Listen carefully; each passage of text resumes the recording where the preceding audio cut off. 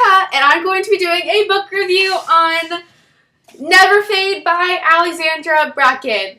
This is the second book in the Darkest Minds trilogy. If you have not yet picked this book up, or heard of it, Erin did a review. I did a review on this one. I'm going to be doing a review on this one today. Go pick it up, go read it, and then come back, and then we can discuss it, because this book, there are no words to describe the feelings I have toward this book. It's so amazing. The character development, the writing, the idea behind everything about this book is perfect. So definitely go check out these books. I'm not sure what the third one's called. I haven't done any research on it yet. I literally just finished this book. So that's that. So that is it for the non-spoiler section of this review. Spoilers start now. Hello and welcome to Spoilers. This book, so the ending of The Darkest Minds is when Ruby erased Liam's memory of her. It left you on edge, and I was so mad at Ruby. Why would you do that? You two belong together.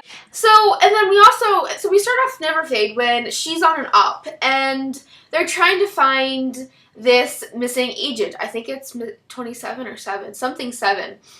And she pulls the hood off, and she thinks it's Liam.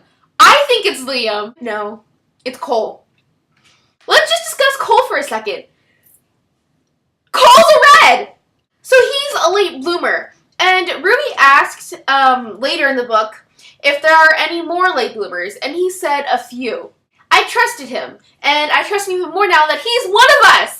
There was a lot of mention of Zoo in here, and I was actually hoping, didn't Zoo go to California? And didn't California just get bombed? I want to know where Zoo is. So we meet some new characters, and we meet Vita, and she's I kind of put her in the category of Chubbs, because when you first meet Chubbs, he's a bit snappy. He doesn't really like anybody new. And that's kind of how Vita is too, but she's so protective of the one she actually cares about. And the character development in this book is so amazing. Vita and Ruby have a lot of kind of heart-to-heart conversations. Like, Ruby talks about how she feels guilty about what she did to Rob, and Vita helps her through it. We have Nico. For those of you who read Percy Jackson, I was imagining him the whole time because he's quiet, he's kind of off, and that's exactly what I was imagining Nico. I wasn't really surprised when he betrayed everyone. We have Jude. Jude is just the sweetest 14, 15-year-old kid, and he's a yellow. He's so sweet, and he's just so obnoxious. I feel like he's a character that they all really needed, because they needed someone who can kind of lighten up, to be optimistic around.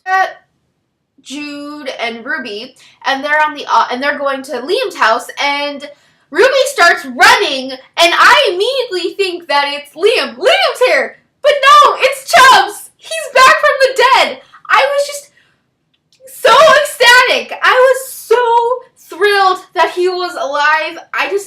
Everything was okay in that moment. Then we have the fake East River. Knox. This blue kid thinking he can be the slip kid? Yeah, no. The amount of kids that he had there, I don't understand why any of them actually followed him. They could have overtaken him immediately.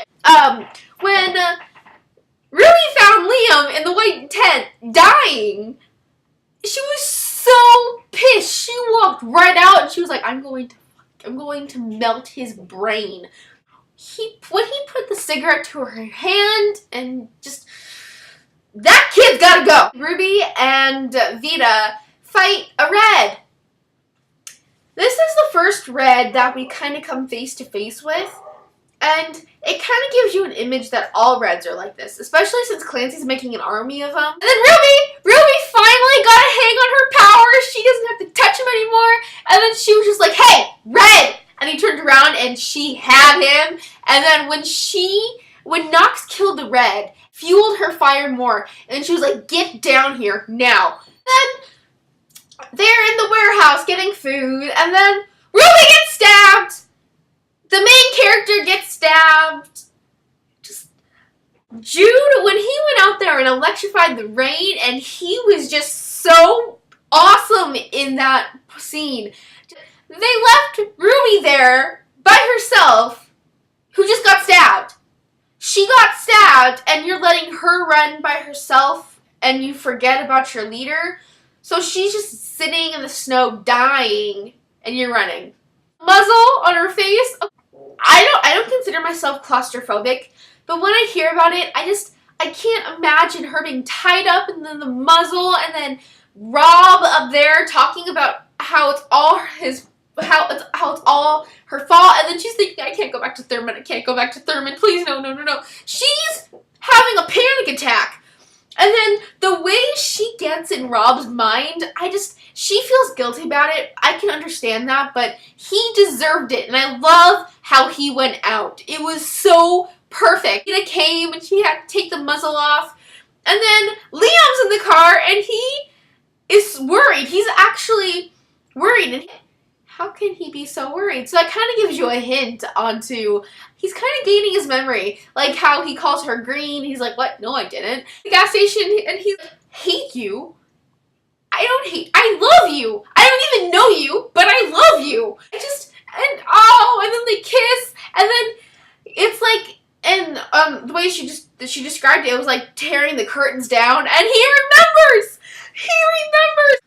Although, they never actually got to fully make up. They're at uneven roads at the moment.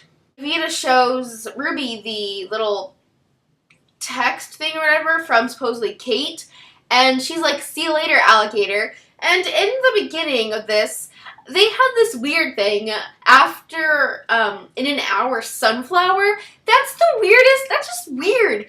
And when the text comes back and says, after a while, crocodile, you know something's up. Dairy Queen, Clancy's there!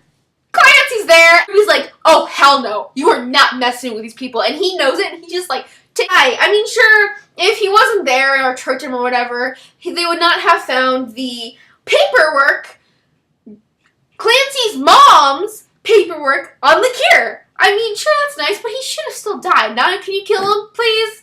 I love how, they locked him in a closet. Just throw him in the closet. We'll deal with him later. After that big fight scene stuff, and Clancy's in the closet, they're all happy that they won and stuff, and Cole gave his big speech. Kate and a few others are taking the hard drive back, and they are going to another place. They all turn to the TV, and there's a Blue walking up, and he assassinates the president. The president usually isn't going to walk out with without a bulletproof vest. I mean, bombs! They're running through the tunnels, it's just dark. I'm imagining these really enclosed space, pitch black, and you're just running away from the bomb after bomb after bomb. And then they finally get out, they're sitting down, and they're just kind of in shock, and they're just like, eh. And Ruby thinks the kid over there is Jude! And then she's realized it's not him. She starts flipping out. Where's Jude? Jude, where are you? Liam and Chubbs volunteer to go down there. You're splitting up again. The last time we split up, we know what happened. They go down there. They come back up like 2.5 hours later. And the way Liam described finding him, just, here comes Clancy again! Locked in a closet. And the bombs, and he still comes out. Thanks. And then he's gloating about how he burned the paperwork, about how he burned the cure, how about they're never going to take it away from us. Yeah, it's over. I win. And then Ruby does the most amazing thing in the world. This just ties the book together perfectly. She reaches into her coat and she's like, you mean this research? I loved this series. So guys, that is it for today. I really hope you enjoyed this video. If you have not already, go check out Erin's review on these books because they are equally amazing. So that is it. Please like, comment, subscribe, all that good stuff, and I will see you guys next week. Bye!